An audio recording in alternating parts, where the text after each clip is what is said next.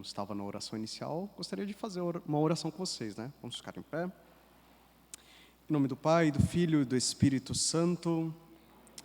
Ave Maria, cheia de graça, o Senhor é convosco, bendita sois vós entre as mulheres, e bendito é o fruto do vosso ventre, Jesus.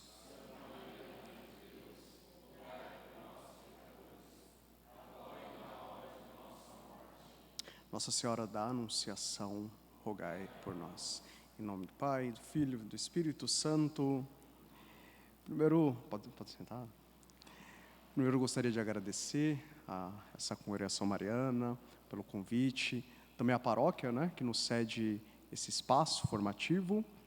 Eu já tinha vindo algumas vezes aqui nessa igreja, mas nesse encontro de congregação mariana é a primeira vez, então é um prazer estar com vocês. Por falar em congregação mariana, ontem as congregações marianas no mundo fizeram 460 anos. 460 anos de história. Padre Jean Leonis, lá em Roma, no Colégio Romano, jesuíta, ele quis fundar esse grupo que tem duas vertentes. Congregado, a gente está congregar com a igreja, e mariano, a devoção a Nossa Senhora. Sempre quando falamos de congregação mariana, eu costumo dizer que temos que pensar em duas coisas. A primeira é a nossa devoção, a nossa oração. Mas, em segundo lugar, também o apostolado.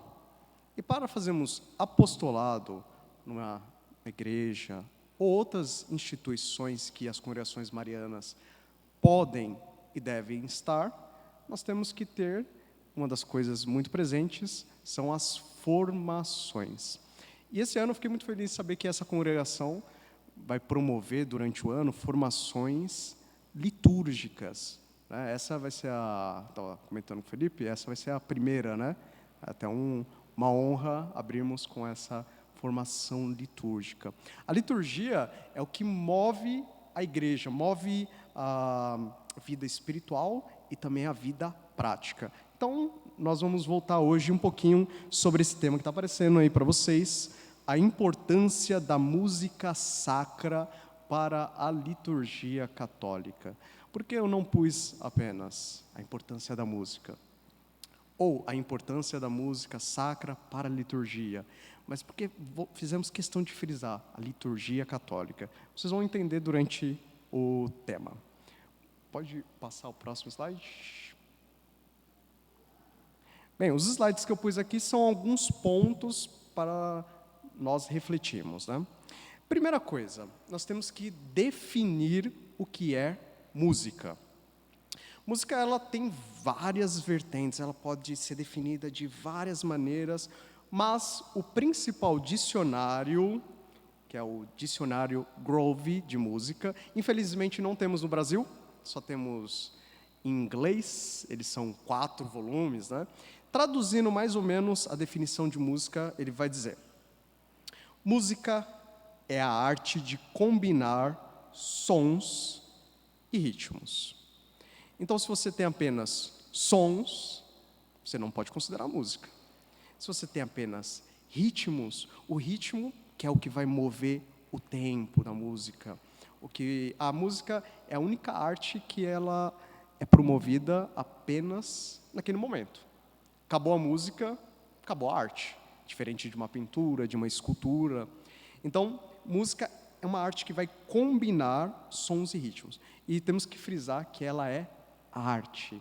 Olha como a igreja, ela faz questão que tenha arte. Sempre quando você vai ver a história da igreja, sempre vai ter muita arte, né? Arte da música, a arte das esculturas, a arte das pinturas, a arte das construções dos templos. Há pouco tempo essa paróquia passou por uma grande reforma para ficar mais bonita, mais artístico, porque para Deus a arte é divina. A música, ela tem algumas vertentes que vão causar em nós expressões e sentimentos. Vamos ver se... tá. Expressões e sentimentos. Quando estamos tristes, o que fazemos? A gente escuta uma música. Quando estamos alegres, o que fizemos? Escutamos músicas. Nossa, mas quando nós, sei lá, estamos viajando, está lá de carro, e você põe o quê? Põe música. Então ela sempre vai expressar, vai causar sentimentos. E já fica o primeiro desafio para vocês. Podem fazer já essa semana. No dia que vocês estiverem, tem dia que a gente está assim, muito alegre, né? Muito feliz. E tem dia que a gente está muito triste, chateado, bravo às vezes, né? Com a correria, as coisas que acontecem no dia a dia. E façam o seguinte desafio. Quando vocês estiverem muito tranquilos, muito calmos, e vocês precisam de uma energia, escutem músicas um pouquinho mais agitadas. Façam um teste e depois vocês me falam. Mas também quando você está super agitado e você precisa se acalmar, faz ao contrário. Escuta músicas um pouquinho mais calmas. Porque a nossa tendência é, eu estou super agitado e eu vou lá e aumento o volume, escuto música mais agitada e começo a ficar mais agitado. E a música, ela causa isso. Então, façam esse desafio, troquem. Se você está agitado, escuta uma música mais tranquila. Se você está mais tranquilo, se precisa ter um ânimo, escuta uma música um pouco mais agitada, um pouco mais para cima. Depois vocês me falam esse teste. Isso aqui é muito legal. Funções. A música, ela tem várias vertentes, como eu disse, sentimentos, expressões, ela pode ser arte, mas uma das principais funções da música é a comunicação. A música nos comunica. Por exemplo, na hora, aqui eu não tenho um instrumento, mas na hora que nós começamos a ouvir, por exemplo, na hora você já, nossa, o hino nacional, você já muda ali, tem uma função. Quem está no exército, por exemplo, tem uma função muito interessante chamada corneteiro. O corneteiro, ele tem os toques, ele vai tocando, determinado toque, os soldados, é hora de levantar. Determinado toque, é a hora de sentido. Determinado toque, é a hora de comer. E assim vai. Então, a música, ela sempre vai ter funções. Ela ainda é uma terapia para o corpo e para a alma. Como eu disse, deu exemplo, se você está tranquilo, calminho, você precisa de um ânimo, você precisa de uma terapia. E a música é uma das melhores coisas e ela causa um efeito praticamente imediato. Quando não é imediato. A gente começa a ter essa terapia para o corpo e para a alma, que nós vamos falar daqui a pouquinho. Outra função da música é a função religiosa. Não se conhece nenhuma religião que não tenha música. É a partir dela que você consegue até entender a lógica daquela religião. É a partir dela que você consegue falar com Deus, pensar em Deus. Então a música, ela sempre teve muito presente nas religiões. Ainda não entramos no catolicismo, né, na liturgia, daqui a pouco. Próximo slide, por favor.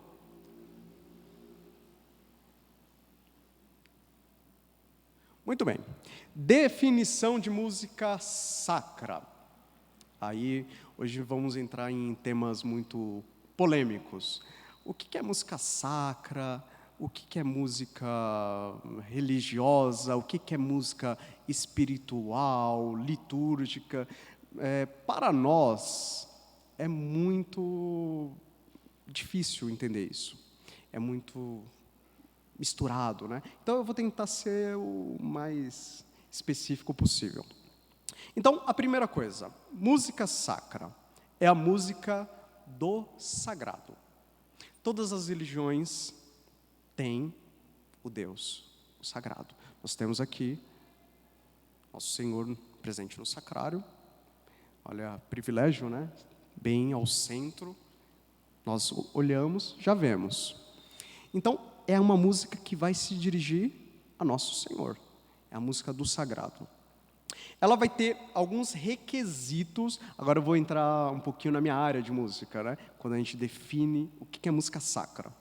Ela tem alguns requisitos. Então, ser uma música do sagrado, e ela vai se basear principalmente em textos religiosos, bíblicos,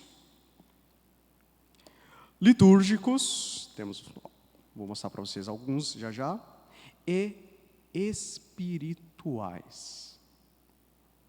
Espirituais, eu posso dar um exemplo, só para vocês refletirem.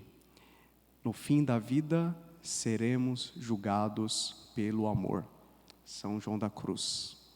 E tem várias músicas utilizando essa frase. Então, pode ser um texto bíblico. Eu diria que na música sacra, uns 70% mais ou menos, vem de textos bíblicos. Textos litúrgicos e textos espirituais, que também, no fundo, vêm da Sagrada Escritura. Próximo slide.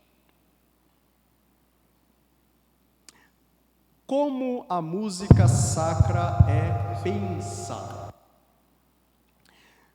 Quem faz música? Quem faz música?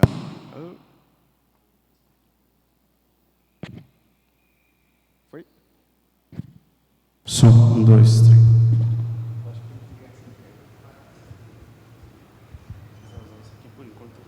Esse ou...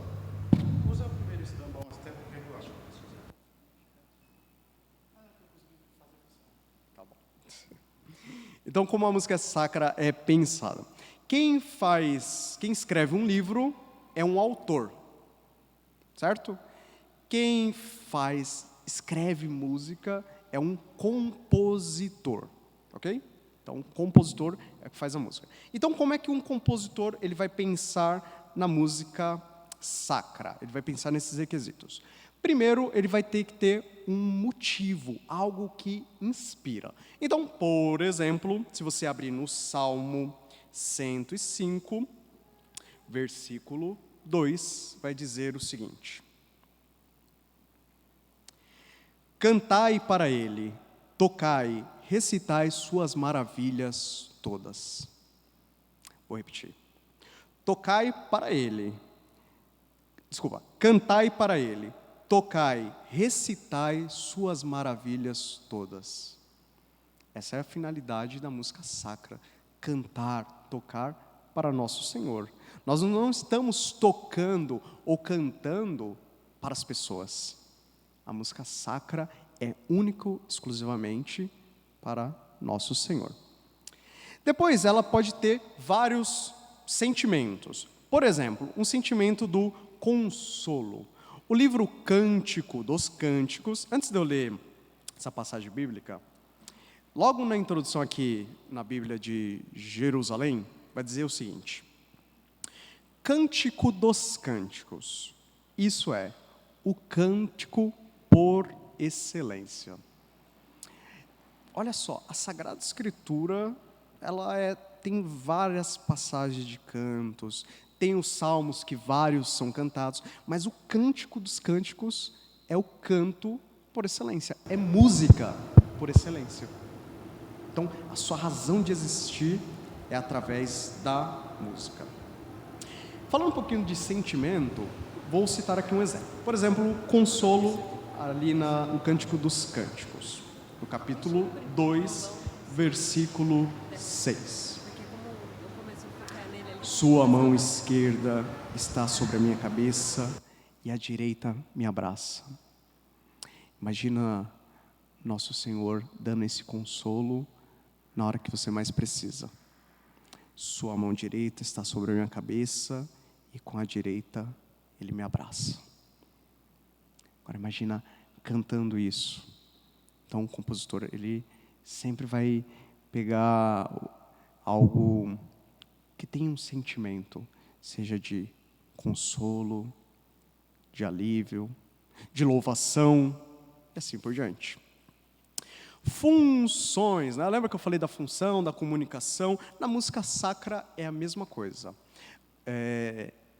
Todo tipo de música, ela sempre vai ter esses requisitos. Mas aí, a partir daí, ela vai se juntando conforme o seu tema. No caso aí, da música sacra. Então, por exemplo, a função. Vou abrir um trecho aqui das Lamentações de Jeremias, capítulo 4, versículo 5. Uma das funções da música sacra, ainda no Antigo Testamento, né? Anunciai em Judá, fazei ouvir em Jerusalém, dizei-o, tocai a trombeta na terra, gritai em voz alta e dizei, reuni-vos, entremos nas cidades fortificadas. Então você imagina lá, eu dei o exemplo do exército, mas vamos imaginar lá o Antigo Testamento. Eles lá com as trombetas anunciando para as pessoas irem às tendas, para se reunirem nas cidades. Então, a música, para entrar em oração, ela sempre vai ter esse toque. Razão da história da salvação. Todo compositor de música sacra, ele vai pensar também na razão da salvação. Se ele citar lá um trecho do Gênesis, ou citar o Evangelho, ou lá o Apocalipse, ele sempre vai juntar e vai lembrar da história da salvação. Nós viemos ao mundo para louvar, adorar, bendizer a Deus, nosso Senhor. A música sacra, ela vai nos antecipar como será a música lá no céu, como será a liturgia lá no céu. Então, por exemplo, vamos lá em Lucas, uma passagem que todo congregado mariano tem que saber de cor.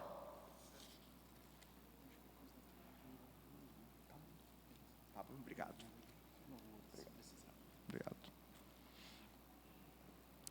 Então, Lucas 1, versículos do 46 ao 55, todo congregado mariano tem que saber, tem que memorizar, tem que fazer. Inclusive, o presidente é o Alan, né? Pode fazer prova, tá? Com os congregados marianos, tem que fazer isso. O famoso Magnífica. Minha alma engrandece o Senhor, meu espírito exulta em Deus, meu Salvador, porque olhou para a humildade de sua serva. Então, olha só, Maria, ela produz um cântico de tanta felicidade. E depois, Zacarias, lá no Benedictus, também vai dizer, bendito seja o Senhor, Deus de Israel, porque visitou e redimiu o seu povo. Olha só, a história, voltando um pouquinho da história da salvação, né? Bendito seja o Deus de Israel, porque visitou, Deus se fez carne e redimiu o seu povo. Ele já fez até a profecia que nosso Senhor iria morrer por nós. Pode passar um pouquinho, próximo slide. Agora, entrando um pouquinho sobre... A partir de agora eu vou ser um pouquinho mais prático, né? Dei uma introdução geral. Agora, vamos à parte que interessa.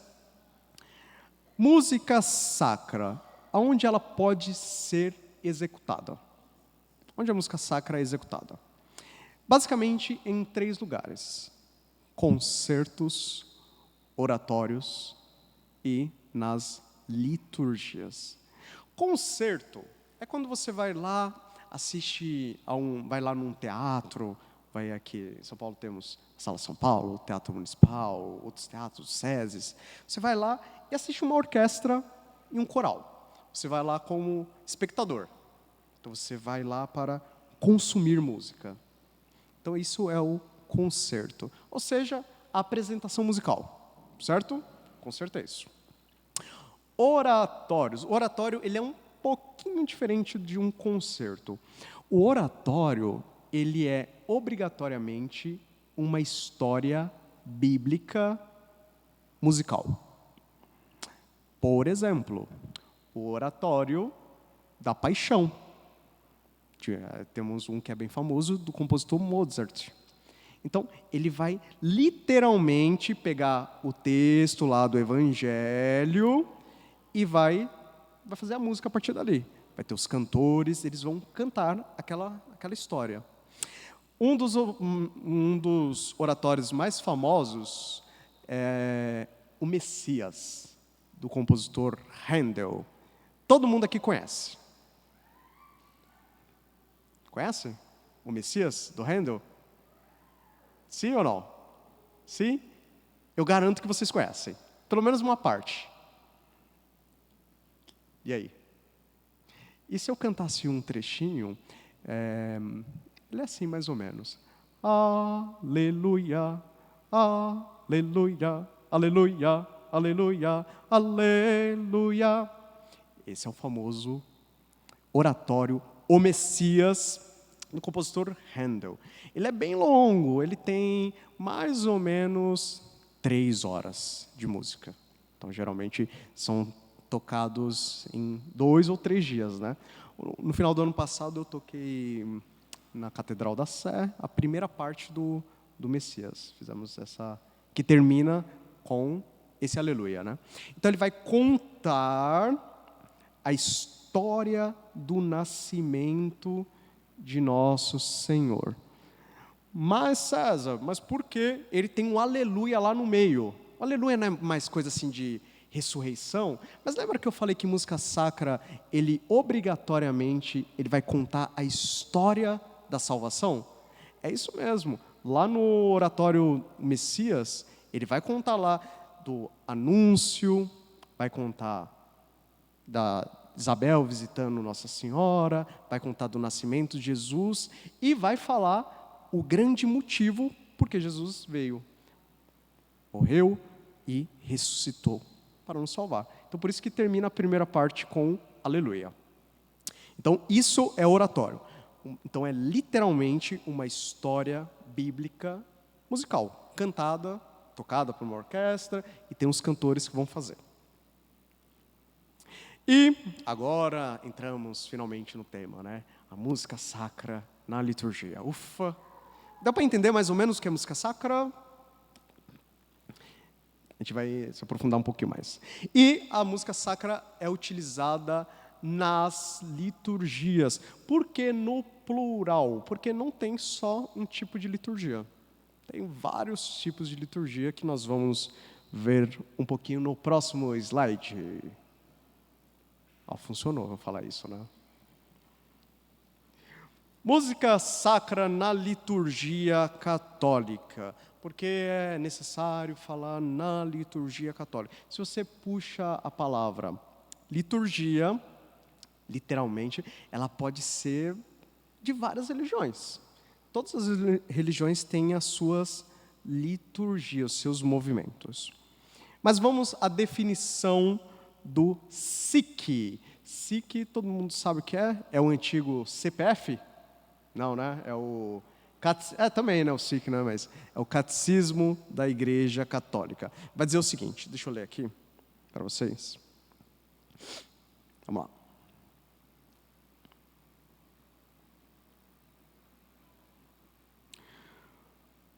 Originalmente, a palavra liturgia significa obra pública, serviço. Por parte dele, em favor do povo. Na tradição cristã, quer dizer que o povo de Deus toma parte na obra de Deus, e pela liturgia, Cristo, nosso Redentor e sumo sacerdote, continua na igreja, com ela e por ela, a obra da nossa redenção. No Antigo Testamento, a palavra liturgia é empregada para designar não somente a celebração do culto divino. Então, hoje nós temos a liturgia voltada para o culto, mas no Antigo Testamento era um pouquinho diferente. Mas também o anúncio do Evangelho, a caridade em atos. Em todas essas situações, trata-se do serviço de Deus aos homens. Na celebração litúrgica, a igreja é servida à imagem do Senhor, único liturgo. Então, ele é a única razão porque nós prestamos culto, porque nós temos a liturgia. Participando do seu sacerdócio profético e real.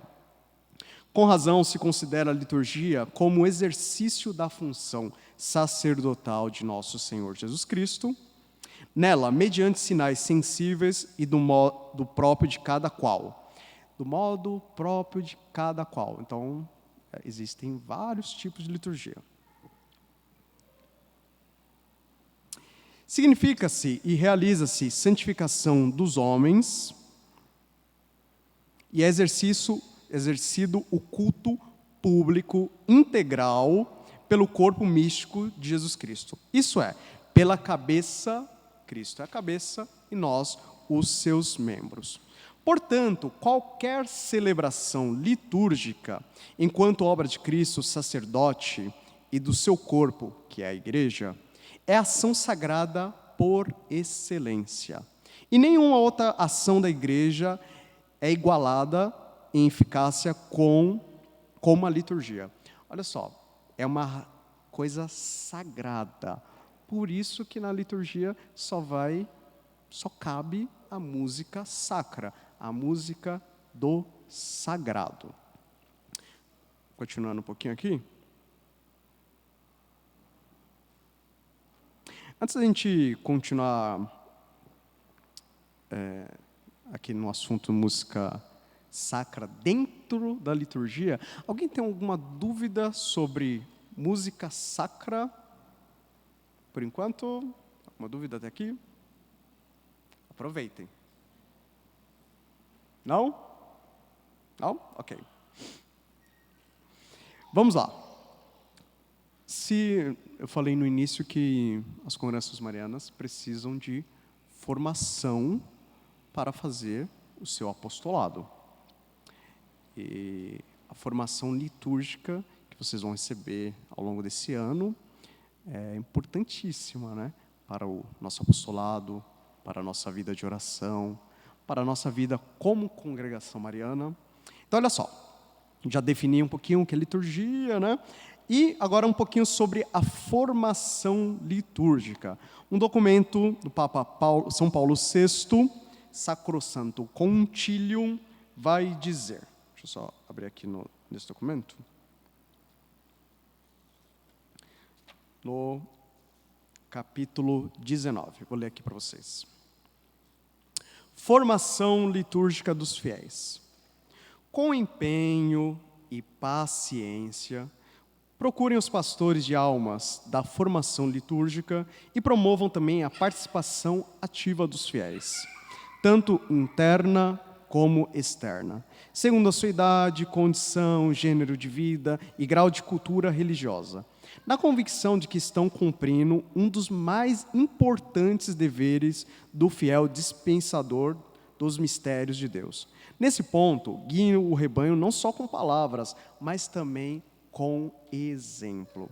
Olha só, empenho e paciência. Vocês terão durante o ano muito empenho e paciência, né?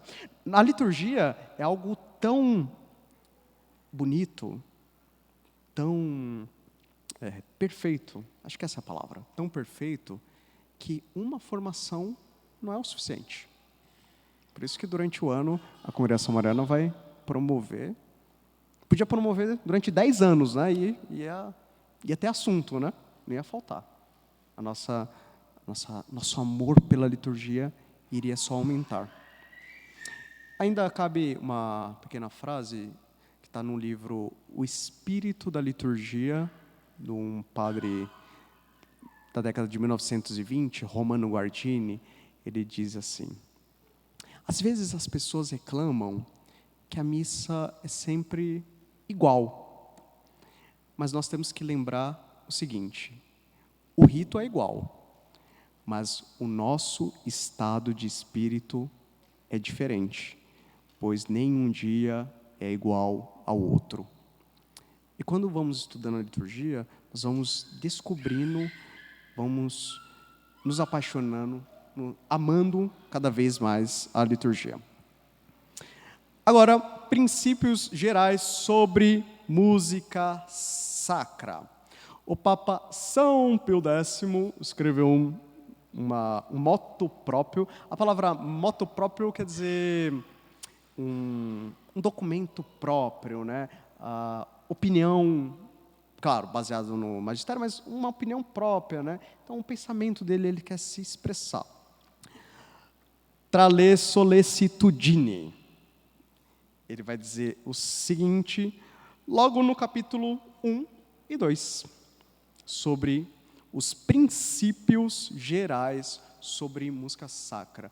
O que é principal, o que se baseia a música sacra. Vai dizer, a música sacra, como parte integrante da liturgia, participa do seu fim geral, que é a glória de Deus e a santificação dos fiéis. Isso é música, essa é a finalidade. Continuar lendo? A música concorre para aumentar o decoro, o esplendor das sagradas cerimônias. O decoro, nós podemos definir um pouquinho como o ritmo que tem a liturgia. Com certeza vocês já devem ter visto o seguinte, às vezes tem um padre muito bom, como vocês têm aqui, o padre Zé Eduardo, muito solene, muito piedoso, e de repente tem uma música que não está legal. E de repente tem um coroinha que não anda direito. E de repente é uma vela, para quem é mais liturgista, né, uma vela que está torta. Né? Então o decoro é você manter tudo em perfeita harmonia. Certa vez eu lembro, aconteceu na minha paróquia, né? Época de festa junina, tal. Estava lá a quermesse, né, no pátio da igreja, e estava tendo a missa. E a quermesse estava lá acontecendo, enquanto estava tendo a missa. E o padre, ele saiu do altar, ele foi até lá fora e mandou todo mundo parar a festa na hora. Ele falou, só pode continuar depois da missa. Ou antes e depois da missa, na hora da missa não. Por quê? Os fiéis não conseguiam prestar atenção. Saiu do decoro, saiu desse ritmo que tem que ter a liturgia. Quando vamos receber a comunhão, olha só, tem gente que vai naquele ritmo muito piedoso, muito bonito, e tem gente que vai de qualquer jeito, vai conversando, né? E vai falando com o amiguinho, dá um tchau para outra pessoa e perde esse decoro. Ele fala que a música tem que fazer parte desse decoro, desse ritmo. Ou seja, tem que combinar. Quando nós pensamos em música sacra, temos que pensar ainda no outro porém. O que nós queremos ouvir? Ou melhor, queremos não, o que nós esperamos ouvir? Quando você vai num estádio de futebol, o que você espera ouvir? O grito da torcida, o hino do Corinthians, né? Todo mundo é corintiano, né? Você espera aquele grito, né? Quando uma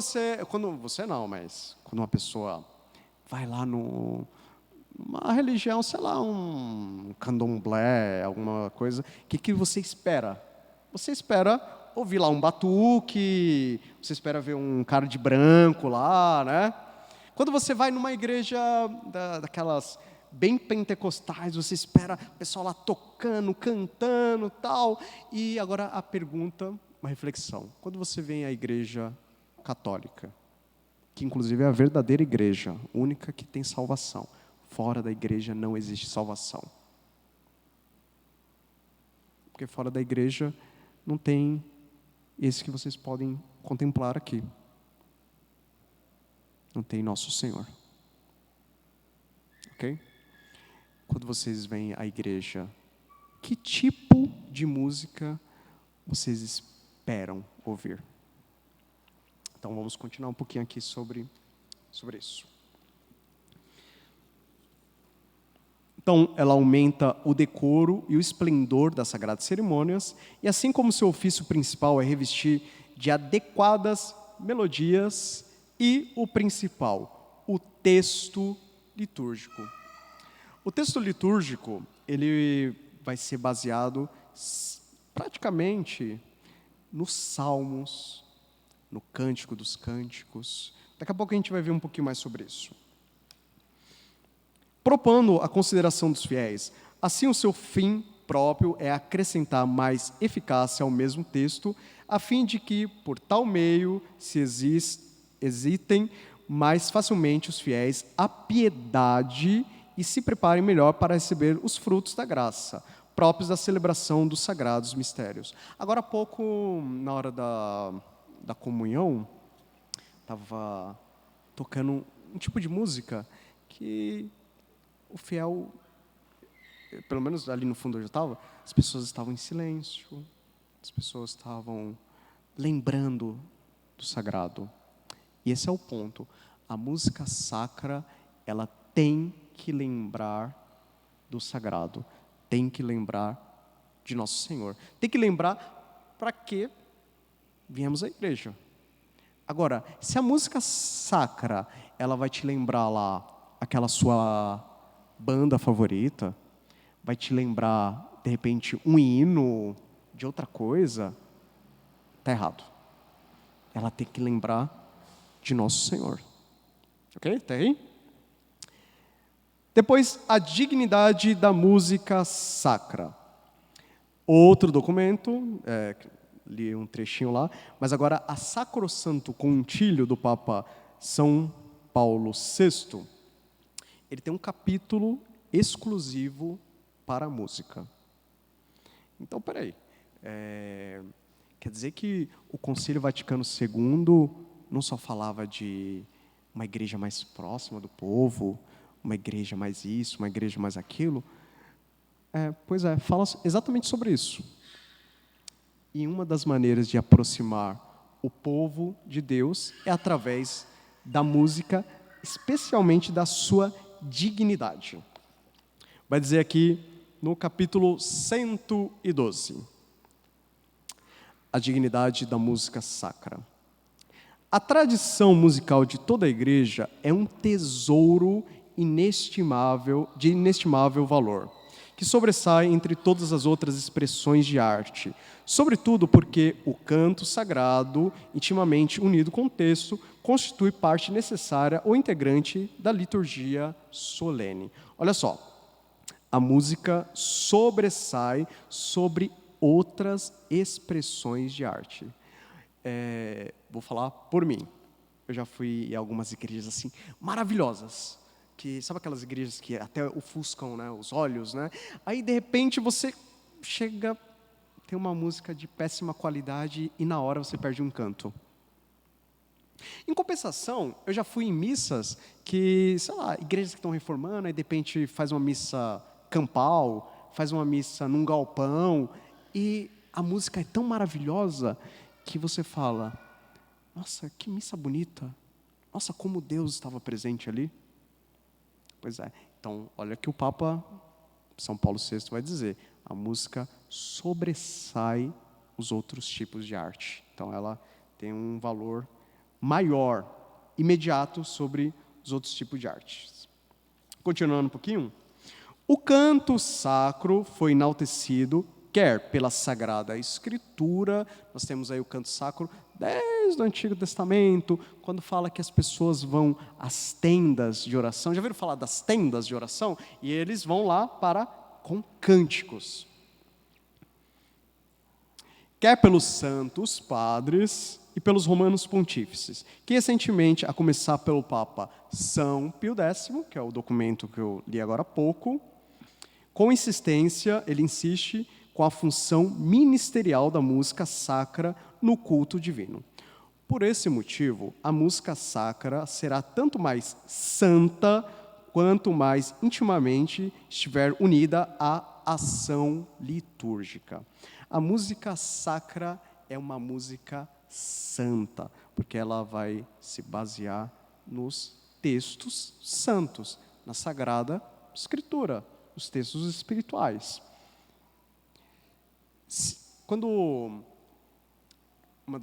Tem várias definições de missa, né? Alguns chamam de apenas missa, outros chamam de celebração eucarística, né? Mas a melhor tradução e a mais tradicional é a Santa Missa. Se a missa é santa, eu tenho que ter tudo santo. Eu tenho que ter a música santa, uma música que vai ser feita para Deus. A música sacra, ela não pode, agora falando já estou agora no assunto liturgia, ela não pode ser, digamos assim, reaproveitada.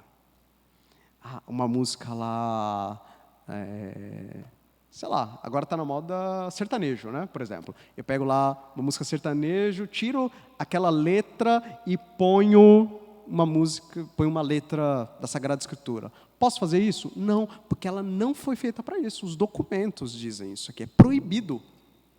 Nós vamos ver mais um pouquinho. A música sacra acompanha os ritos, acompanha o que vai ser celebrado. Os ritos, em cada sacramento, tem os seus ritos, né? Então, por exemplo, se você vê a missa, tem o que nós chamamos de ritos iniciais, depois temos a liturgia da palavra, a liturgia eucarística, rito da comunhão, ritos finais, né? Os ritos são esses momentos ritualísticos que vai introduzir para cada coisa. Então, o início, a leitura da palavra de Deus, o sacrifício, o momento que os fiéis recebem a comunhão. Então, cada momento desse, a música ela vai acompanhar. Outra coisa que na música sacra, dentro da liturgia, nós temos que sempre lembrar, a música ela não é protagonista. Lembra que eu li que a música ela pode ter 3 momentos? Música sacra? Concerto, que aí sim você vai lá apreciar. Vou lá assistir, vou lá consumir música. O oratório, que é a história cantada, que também vou apreciar. E na liturgia, só que na liturgia não é um momento de apreciar. Ela não pode ser protagonista. Ela apenas vai acompanhar aquele momento. Então, comece a observar. O padre está entrando. Ele chegou no altar, se tiver incenso, vai incensando, ele vai indo lá para a cadeira dele e a música vai acabando. Mas, César, bem no refrão da música que eu queria continuar cantando, nossa, bem naquelas palavras as mais bonitas, vai ter que interromper a música? Sim, vai ter que interromper a música, porque ela apenas acompanha o rito. Por isso também que não pode ser qualquer música. Até antes do concílio, a liturgia era de outra maneira, né? Que nós chamamos aí de missa tridentina. E tem um momento na missa, a secreta, que o padre faz a oração eucarística quase que inteira em silêncio, né? E é um momento longo. E muitos compositores, né, autor faz o livro, compositor faz a música, né? Muitos compositores fizeram músicas de fundo para esse momento, né, que a liturgia lhe permitia. E eles faziam, olha que interessante, você vai ler a história dos compositores, eles faziam para determinada igreja e para determinado padre. Então, por exemplo, ele fazia lá uma marcha, ia tocando, aí, sei lá, na Catedral de Notre Dame, por exemplo. Aí chega aqui na Catedral de Osasco, a música não dá tempo. Por quê? Porque a Notre Dame é muito maior. O rito, ali o ofertório vai ser maior, às vezes o padre demora mais. Mas olha só, a música era feita para aquele momento, literalmente. Então ela vai acompanhar os ritos. Ela não é protagonista. Os textos sagrados são os mais importantes e devem ser cantados de modo claro e audível. Eu ainda vou acrescentar uma palavra: claro, audível e simples. A liturgia, quando você vê, por exemplo, o Salmo responsorial, vamos falar de missa agora. O Salmo, eu já vi muitos salmos que a pessoa canta melodias bonitas e faz o uou, yeah, yeah, mas não, você às vezes não entende nenhuma palavra. Com certeza você já deve ter visto isso, né? Salmos que, nossa, a pessoa tem a voz bonita, ela fez uma melodia muito bonita, mas você não entende nenhuma palavra. Ou ainda, os instrumentos, já eu falo um pouquinho, mas às vezes os instrumentos eles estão tão altos que também você não consegue entender o texto. Então, o tipo de música que tem que acompanhar os textos sagrados, eles devem ser claros e audíveis. Por isso que temos recursos, né? A igreja permite microfones, né? Antigamente, quando não tinha microfones, a igreja tinha outras tecnologias. A igreja sempre foi muito tecnológica. Tinha uma coisa chamada púlpito, né? Imagina um ambão, o padre ficava mais ou menos ali no meio da igreja, para os fiéis ouvirem. O coral, né? Muitas paróquias ficam mais perto do altar, outras ficam naquele espaço ali, nesse mezanino que chama coro, porque a música ela vem assim vem de cima, né? Então, porque tem que ser claro, audível, as pessoas têm que ouvir cada palavra, ok? Então, próximo slide, por favor. Tá, agora, César, a gente já entendeu tudo, agora vamos parte mais específica ainda. Que tipo de música pode ser usada na liturgia? Talvez essa seja a parte mais polêmica e a parte mais confusa. Que tipo de música podemos usar na liturgia?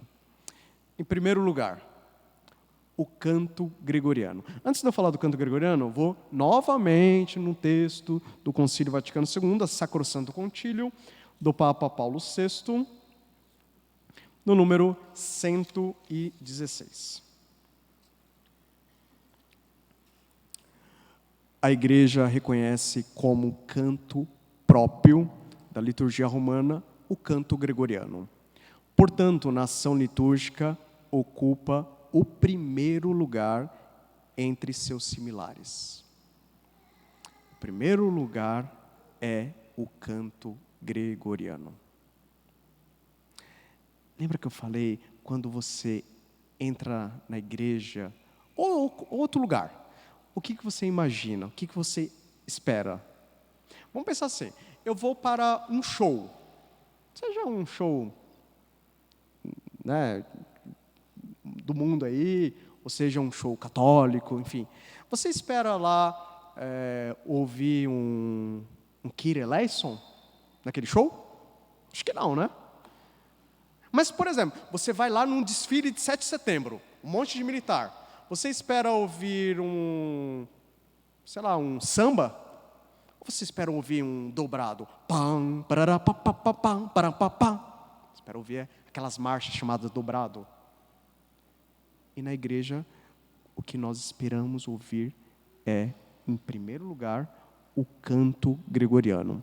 O canto gregoriano é o canto oficial e exclusivo da Igreja Católica Apostólica Romana. Por que eu falo da romana? Porque ainda temos outros ritos, né? Eles têm alguns outros tipos de cantos. Mas no nosso rito é o canto gregoriano. Ele tem que ocupar o primeiro lugar. Ele é o canto oficial.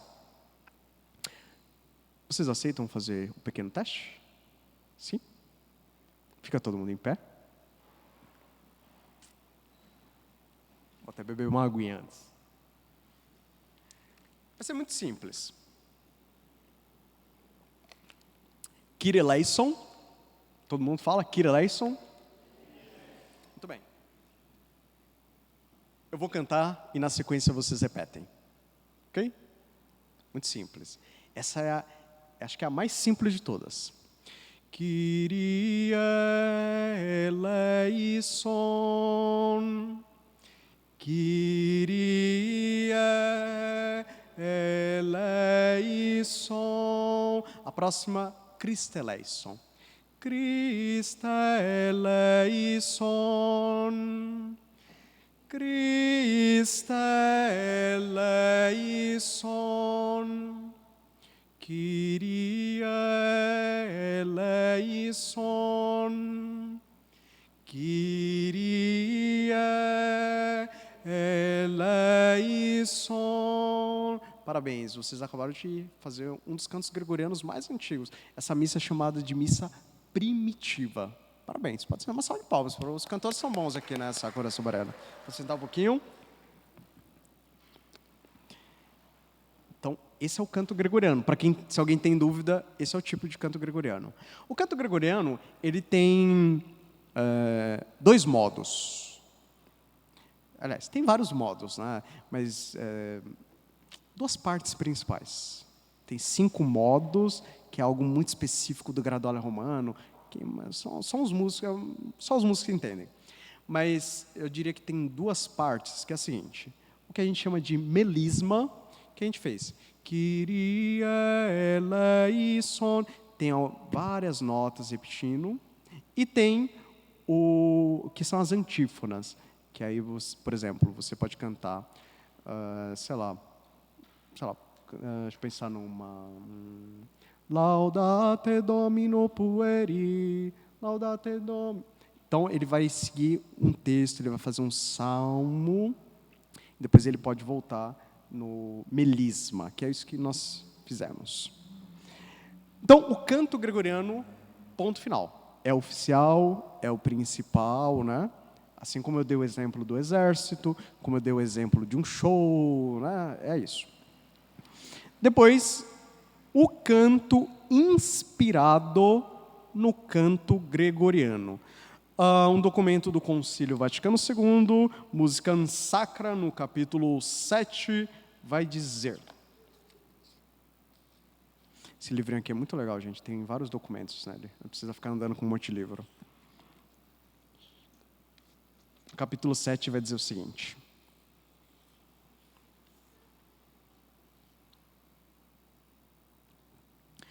entre a forma plenamente solene das celebrações litúrgicas, na qual de fato se canta tudo o que requer canto, e a forma simples, em que não se usa o canto, pode haver diversos graus, conforme se dê maior ou menor lugar ao canto.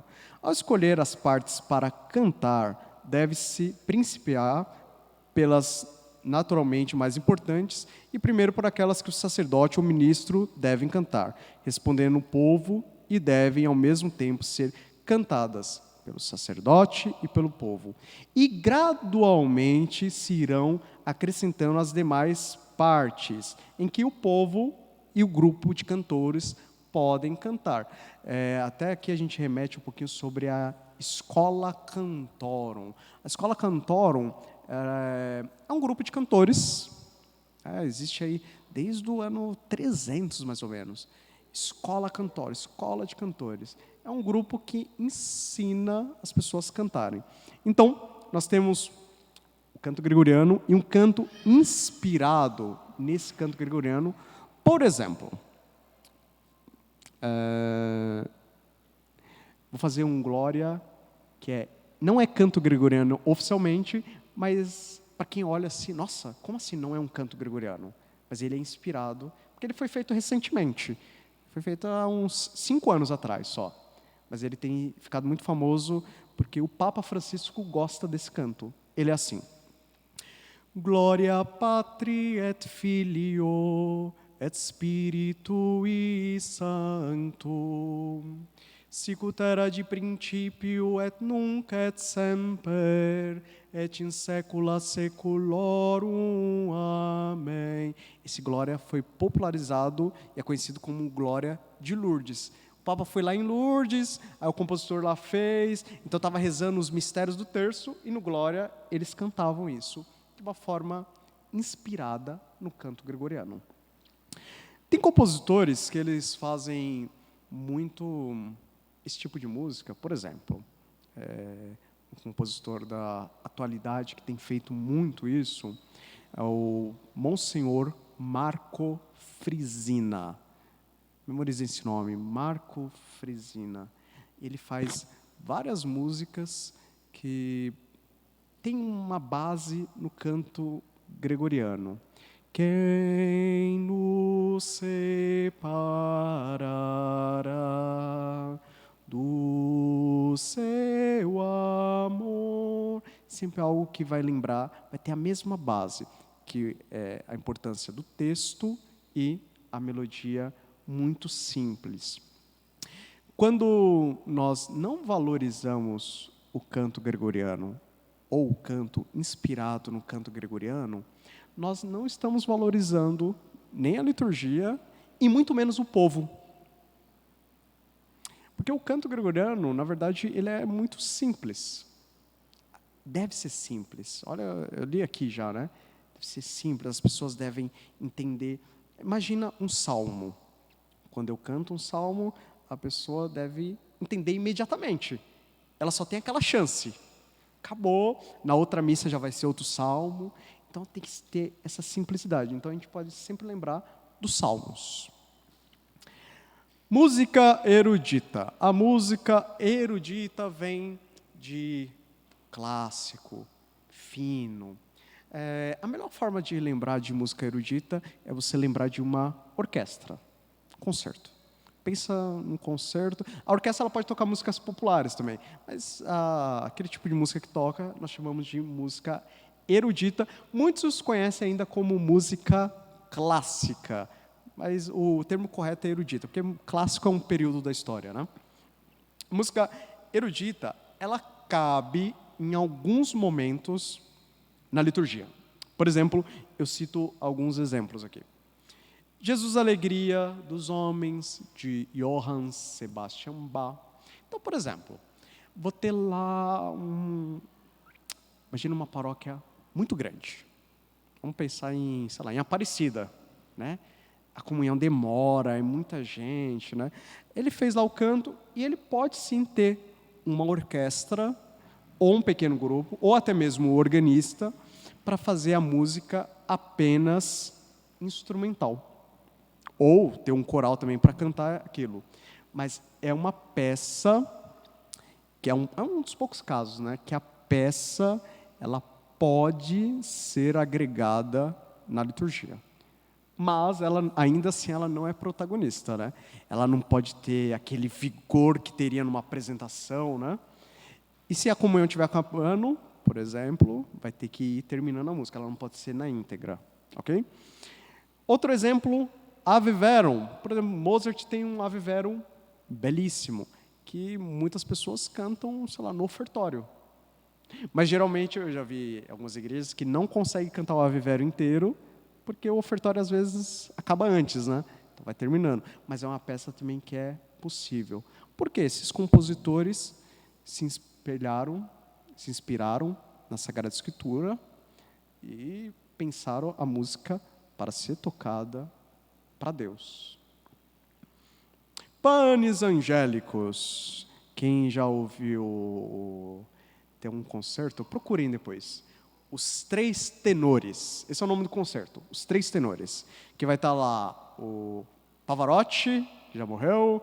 Vai estar o Carreiras e o outro eu não lembro. Plácido Domingos. Boa. Bem lembrado. Obrigado. E eles vão lá, eles fazem várias músicas e uma delas é o Panis Angélicos. Panis Angélicos. Mas mesmo assim, numa missa, eles teriam que dar uma reduzidinha ali. Lembra do decoro que eu falei? Tem que dar uma reduzidinha, não pode ser todo aquele esplendor. Eles não podem vir aqui na frente, tem que ser do lugar deles, né? Então, mas aquele momento, você vai ouvir lá um Panis Angélicos. Você vai lembrar lá do domingão à tarde, você assistindo o jogo? Domingo lá, hora do churrasco? Não, né? Acho que você vai até se emocionar, você vai lembrar de Deus. Então, a música erudita, que é essa música clássica, em alguns momentos e algumas cabem, né, na liturgia. Música instrumental. Aí vem também uma outra polêmica. Ela serve apenas para sustentar o canto. O instrumento oficial da igreja é o órgão. As igrejas mais antigas tinham os órgãos de tubos, né? Ainda algumas não tinham eletricidade, e funcionava com fole, né? Algumas bem antigas, só curiosidade, você pegava um coroinha e ficava lá, o coroinha coitado, ficava lá mexendo o fole para funcionar. Tinha um outro instrumento também que era uma espécie de órgão, o harmônio. O harmônio é um que você fica lá pedalando, ele vai ter um fole. Né? Imagina uma sanfona, né, que tem um fole, né? O harmônio fica lá, você pedala e vai tocando. Então, o instrumento oficial da igreja é o órgão. Ponto.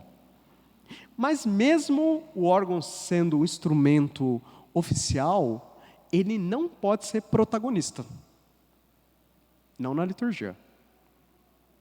Ele sempre vai sustentar o canto. O que é sustentar o canto? Ele vai dar o tom para o cantor saber se está afinado, para saber se está na música certa. Pode ver que, ou seja, é a música de fundo. Ele fica lá, sabe aquela música de fundo? Né? Eu vi aqui o organista tocando e em momentos bem baixinhos, né? Aquela música de fundo enquanto ele cantava, né? Só para sustentar, dar a base do canto. Os instrumentos, eles são até permitidos, mas sempre, não só o órgão, né? Outros instrumentos podem ser permitidos, mas sempre com a finalidade de sustentar o canto. O canto, a missa, ela pode ser toda cantada, né? Especialmente ali, canto de entrada. Vou falar um pouquinho sobre os graus daqui a pouco. Mas é sempre um salmo.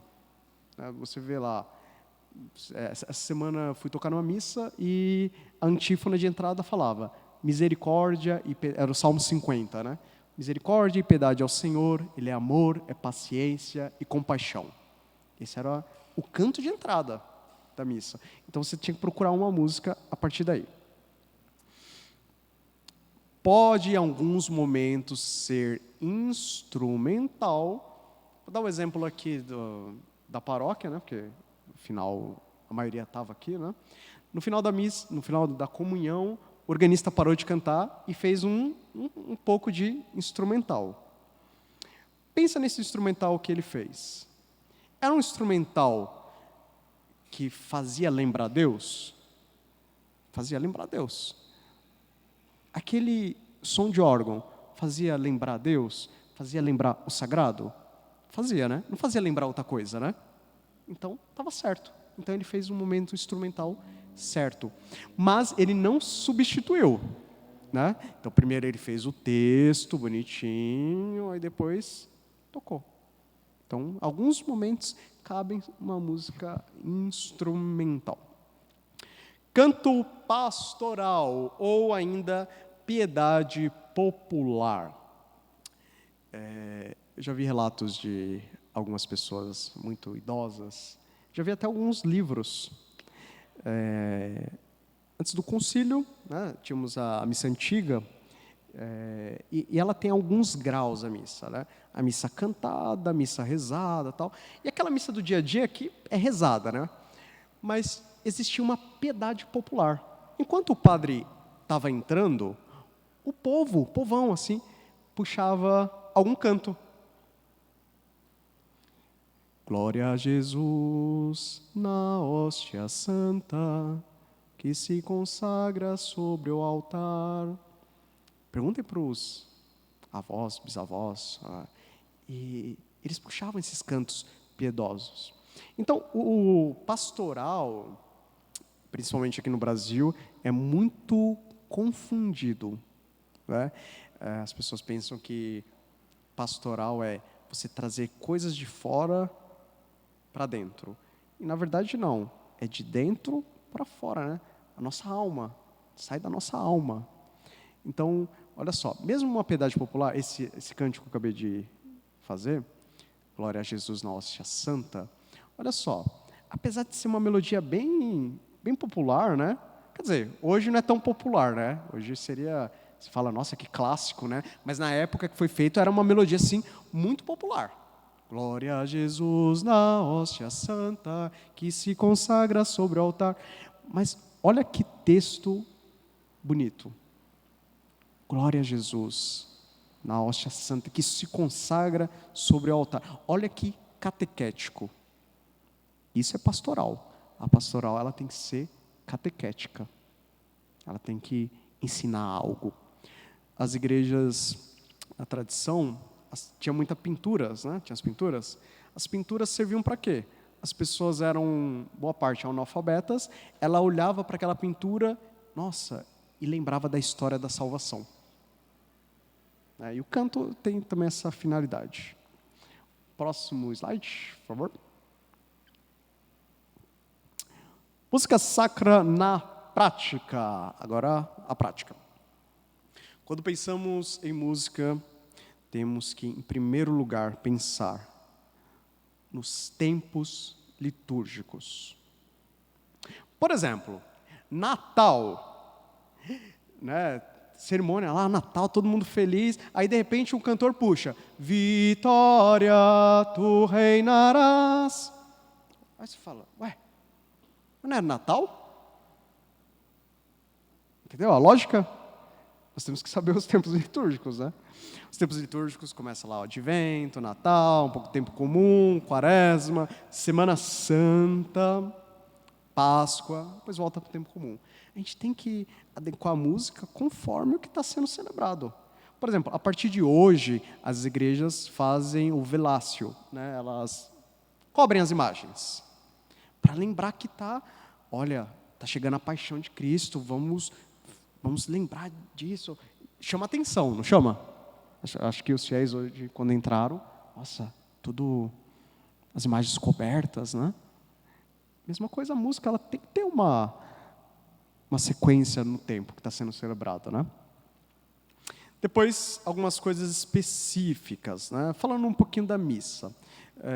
Existem vários momentos litúrgicos, mas o ápice é a Santa Missa. Muitos santos dizem que só a missa já bastaria, né?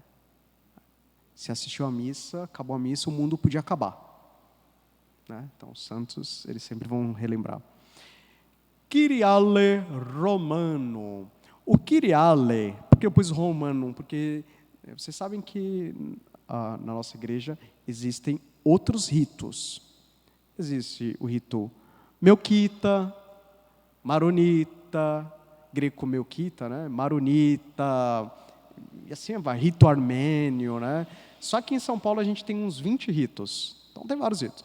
E a missa que nós assistimos, a missa que o padre reza aqui, é o rito romano.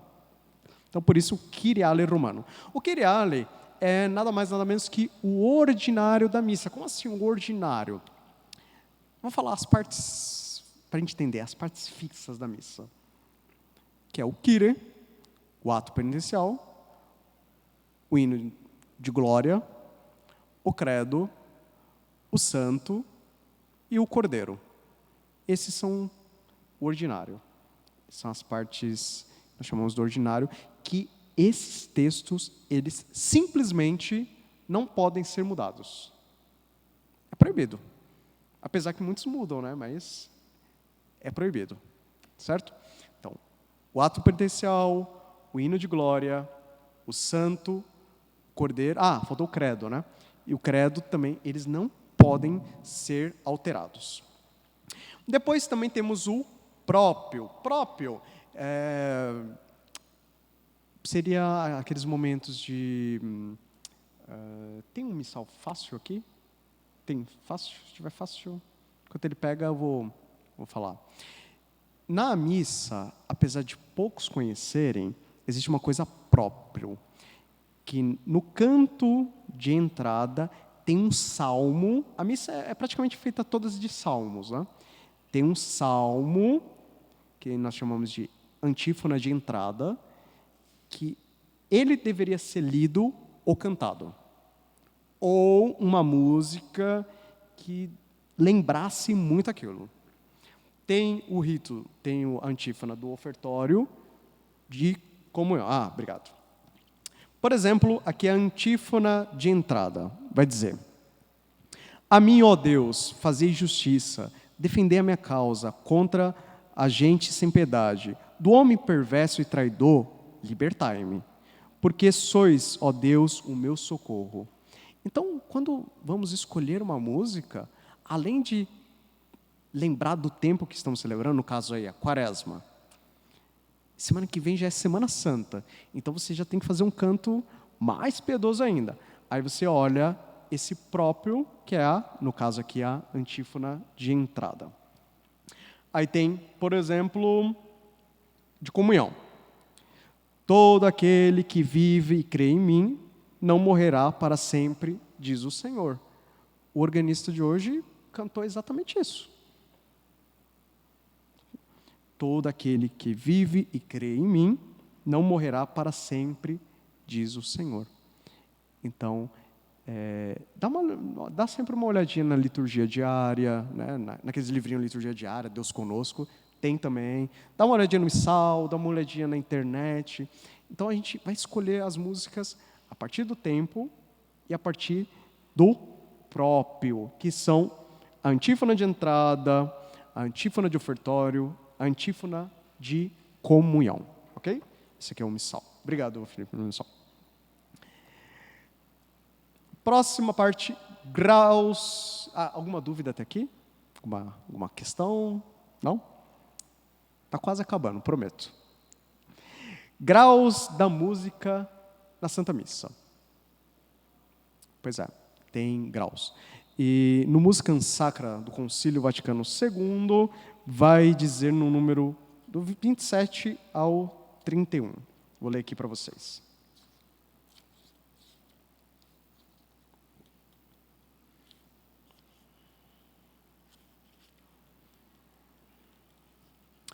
Conserve-se a distinção entre missa solene, cantada e lida.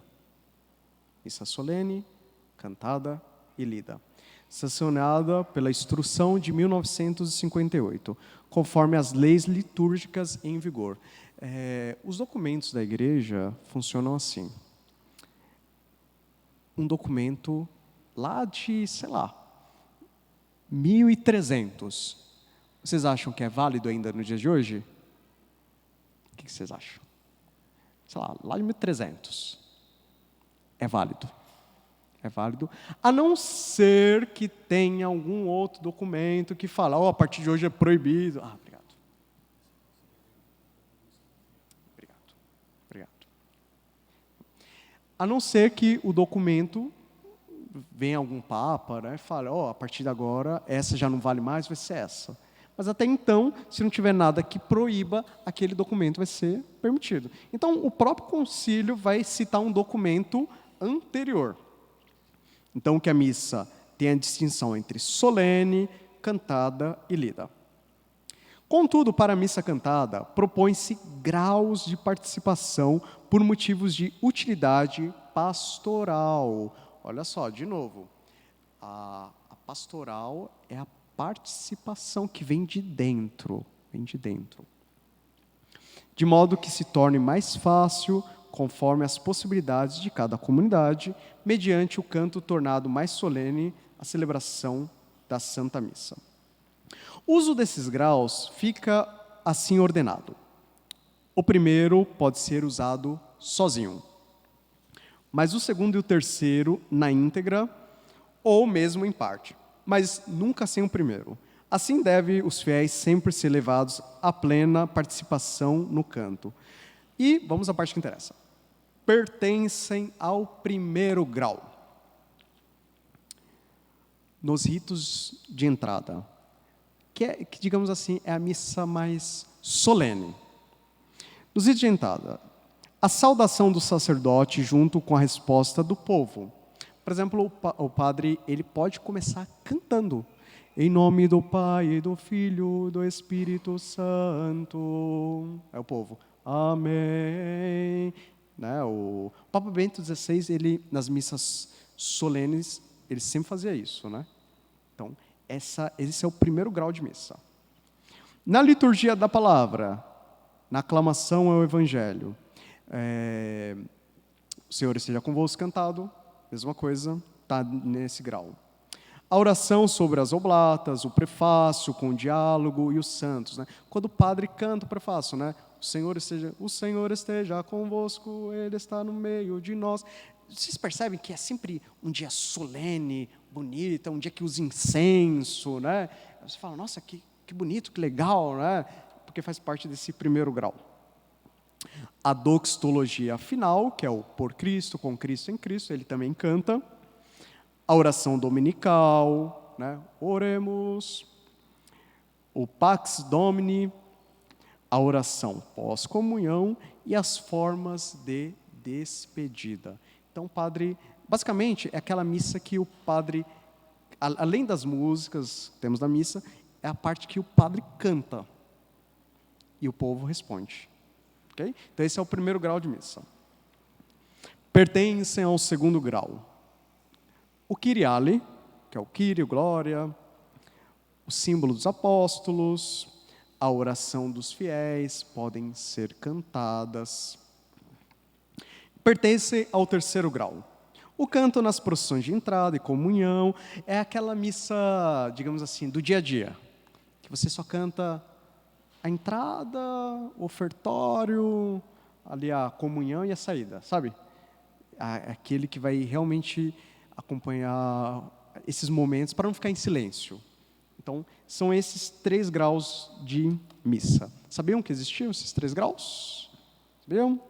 O Felipe trouxe aqui um outro missal, né? Tem esse missal aqui, que é o do altar, missal romano, que é o que o padre lê lá. E tem esse missal cotidiano, que ele vai ter as leituras e as partes do dia, né? Então, por exemplo, deixa eu abrir aqui um que está marcado. Ó, 5º domingo da quaresma. Então vai ter tudo. Vai ter as leituras, vai ter as orações da missa e vai ter até comentários, né? Então isso vai ajudar a acompanhar. Depois, algumas outras questões. Sacramentos. A música, ela pode ser acompanhada nos outros sacramentos também. Quando falamos de música na liturgia, o que nós pensamos? Na missa. Mas não. Em outros sacramentos também é previsto música. No batizado, no casamento, e aí vai. Todos os sacramentos, né, no Santo Crisma, então pode ter música. Semana que vem entramos aí na Semana Santa, ou ainda alguns chamam, principalmente quem trabalha com liturgia, Semana Maior, né? Que parece que é uma semana imensa, né? De tanta coisa que faz, né? É aquela semana que começa as procissões. Então temos música também nas procissões. Aí vamos, só uma questão. Nas procissões, eu posso cantar qualquer coisa também? Gente, procissão é algo na rua, público. Imagina se você faz uma música qualquer, né? Então tem que ter um bom gosto, né? Digamos assim. Se é uma procissão de Domingo de Ramos, eu vou ficar lá cantando, sei lá, vinde alegres cantemos, São José a voz. Mas peraí. É Domingo de Ramos e está cantando São José? Ou está lá, viva a Mãe de Deus e Nossa Senhora Aparecida? Também não, né? Então ela tem que ter um bom gosto. Outros exemplos, adoração ao Santíssimo Sacramento. Infelizmente é algo que, na verdade, os próximos, né?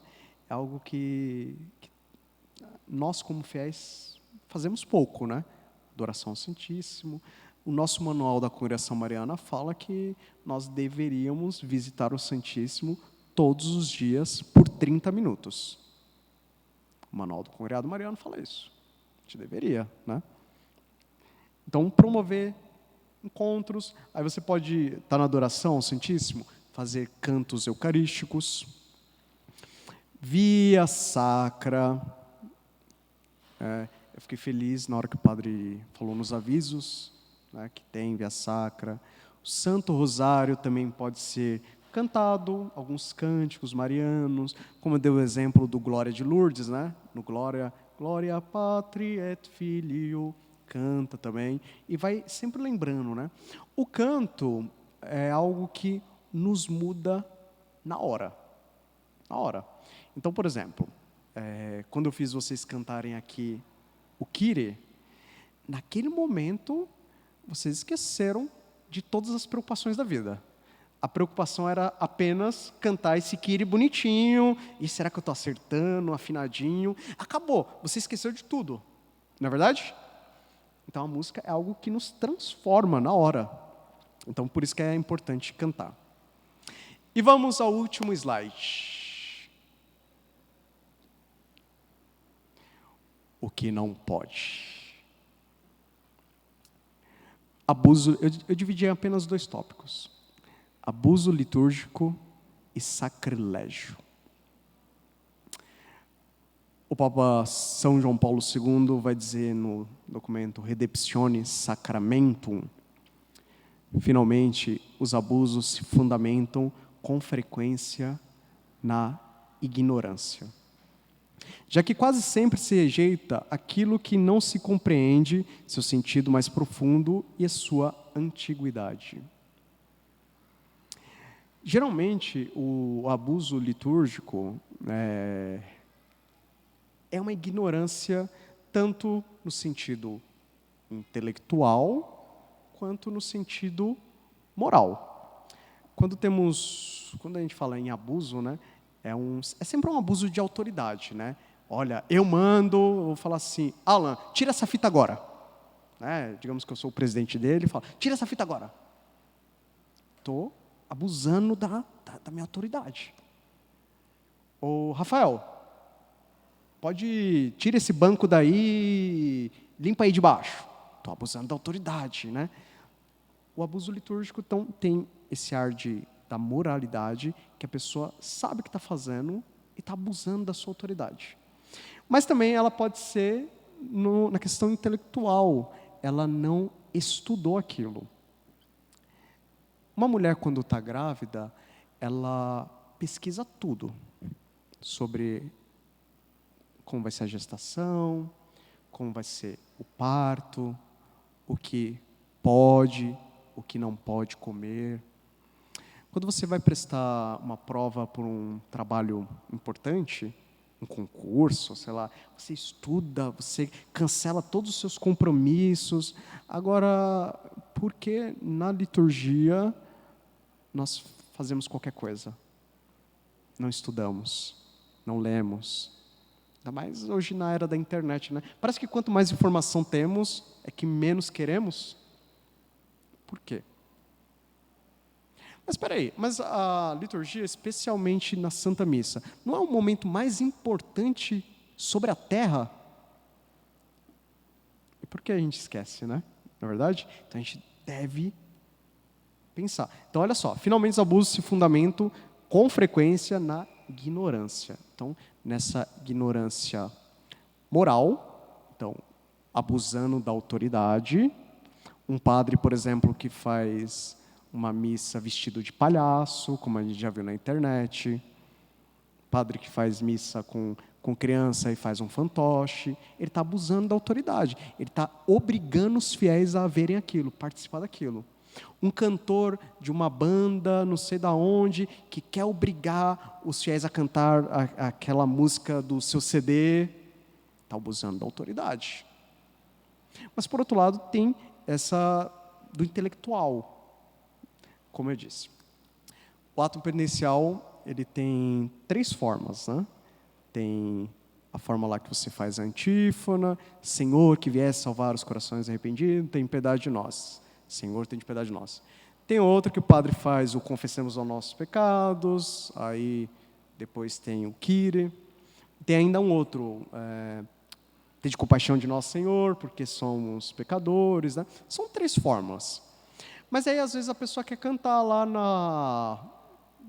no ato penitencial, conheço um coração tão manso, humilde e sereno. É uma música muito bonita, mas não para missa, não serve. Não foi feito para aquilo. Então, assim, a pessoa foi até na boa vontade, a pessoa ensaiou, aprendeu a tocar aquela música, mas ela não estudou a finalidade, não estudou a regra. Então, quando eu falo de abuso litúrgico, eu penso sempre nessas duas vertentes. O abuso moral, mas também o intelectual, na ignorância, né? Depois, o sacrilégio. O sacrilégio é uma profanação. Para já entrar na mente, imagina que entra alguém de uma seita protestante e sai quebrando tudo aqui. Sacrilégio. Ou alguém que, sei lá, faz alguma coisa, sei lá, faz xixi na igreja. Sacrilégio. Então, tudo que causa esse horror, que vai contra o sagrado, é o sacrilégio. E falando de música, vocês vão descobrir aonde existem mais sacrilégios, na minha opinião, mas também na opinião de alguns documentos. Por incrível que pareça, pelo menos nesse sentido, a missa não é um momento que acontece mais sacrilégios. Acontece, né? Mas acontece mais abusos. Os sacrilégios acontecem em outro momento que eu vou ler para vocês aqui no Música Sacra, no número 43. Portanto, na medida do possível, celebração com os cantos, os sacramentos e os sacramentais, de maior importância na vida de toda a comunidade paroquial, como a confirmação, as sagradas ordenações, o matrimônio, a consagração de uma igreja, de um altar, das exéquias. Quando alguém está... Exéquias é o momento do funeral, né? Se você canta lá, com minha mãe estarei, na santa glória um dia. Depois, né? No céu, com minha mãe estarei. Você está cantando aquele rito, aquele momento, mas ao mesmo tempo está dando um consolo para as pessoas, né? Vai lembrar, aí tem um consolo, né? Eu vou no céu, com minha mãe estarei, né? Quem vai para o céu, é claro, né? As exéquias, etc. Dessa forma, a solenidade da celebração há de resultar em maior eficácia pastoral, mas deve atentamente se cuidar que, sob o pretexto de solenidade, nada se introduza de meramente profano, minimamente profano, não pode entrar na igreja. Tem que ter ato de desagravo, ou menos condizente com o culto divino. Isso principalmente no que diz respeito à celebração do matrimônio. Matrimônio, os casamentos, para quem me conhece, sabe que eu toco em casamento há uns 15 anos, mais ou menos. E é um lugar onde mais acontece profanação. Sabe por quê? Porque os noivos, eles querem escolher lá aquela música daquela sua banda que marcou o primeiro encontro de vocês. Quer pôr aquela música em inglês que às vezes fala de traição. Eu já vi música em inglês falando de traição. E a pessoa não sabia, porque achava a música bonitinha. Músicas da Disney, haha. Profanação. Não pode entrar nada que seja minimamente profano. Não pode. Em casamento acontece muitas músicas profanas. Na liturgia, na Santa Missa, o que mais nós vemos são abusos, né? Mas no sacramento, olha só, que música sacra, e a minha opinião também, como músico agora, eu digo e reafirmo, o lugar onde tem mais profanação são os matrimônios. É um sacramento que deveria ser feito até atos de desagravo depois. Músicas assim, horríveis. Músicas de banda, rock. E certifique-se agora se vocês estão sentados. Vocês vão ficar pasmos. Eu, César, já vi sendo tocado, entrada de noivo, o hino do Corinthians. Eu já vi isso. Legal, o cara é corintiano, é fanático e tal, mas eu também sou, mas não na igreja, né? Mas não no sacramento. Pois é.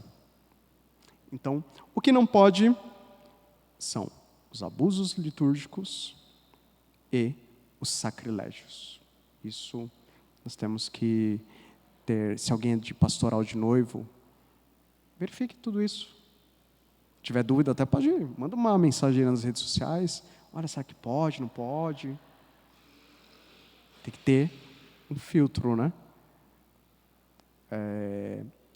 Vou ler de novo, só um pouquinho, trecho, ó.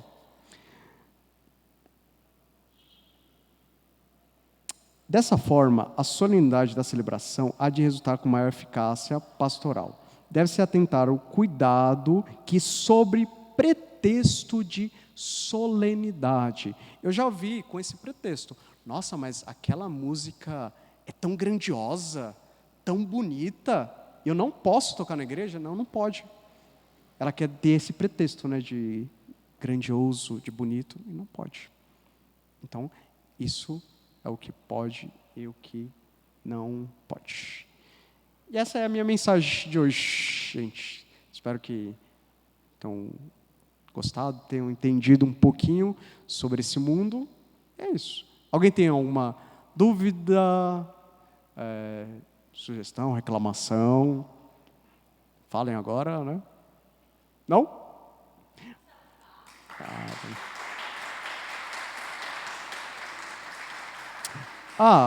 Pode passar o último slide, por favor?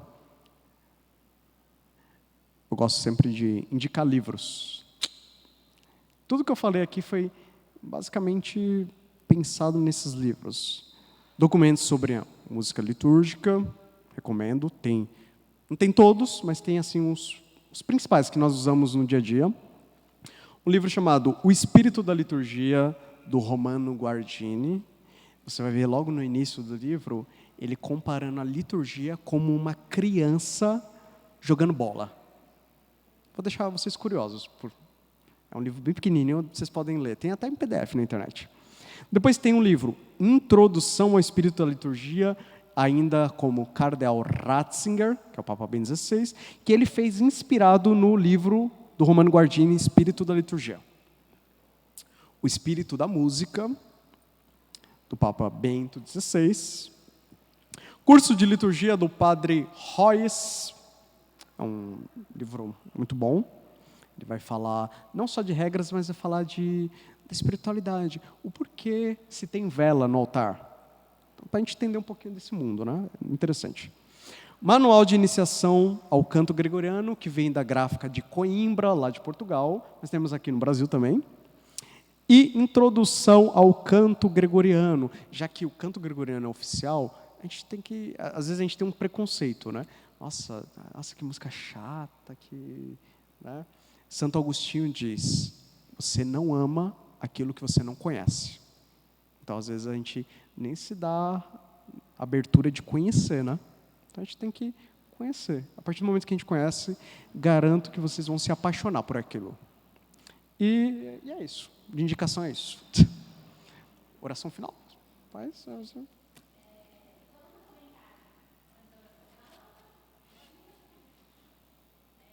Vem aqui no microfone para a gente ouvir, sem nada. Mas é comentário simples, viu, gente? Não é nada de alto nível, não. Não que eu ia comentar. Que você estava comentando da importância de velar as imagens, né? Como é importante para as pessoas que estão na igreja, né? Quando tinha as imagens, né? Que é uma catequese. A Lumena, hoje, ela tem 1 ano e 4 meses. Com 1 ano e 4 meses, ela percebeu que as imagens estavam veladas. E ela ficava assim com a mãozinha, perguntando, tipo, né? Cadê? Ela ficou assim, né? Que ela está acostumada a ver as imagens. Então, a catequese com uma criança de 1 ano, cobrir as imagens, eu percebi que para ela já fez toda a diferença, né? Esse que é o comentário. Você vê como a igreja, ela...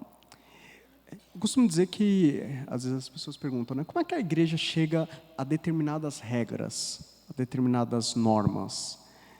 Vou dar uma dica. Veja o caminho natural das coisas. O caminho natural é o caminho que a igreja segue. O caminho de, opa, vamos fazer uma catequese a partir disso. Vamos promover a vida a partir disso. Vamos promover a música a partir disso. Ela sempre vai ser um caminho assim, muito natural, porque a vida, a natureza, é obra de Deus, né? Lá no Gênesis, né? No primeiro dia, Deus fez o mundo. Então, tudo que segue esse caminho natural. Agora, o que segue um caminho forçado, aí já começa a desvirtuar, né? Então, essa é a mensagem. Espero que tenham gostado. É isso. Oração final?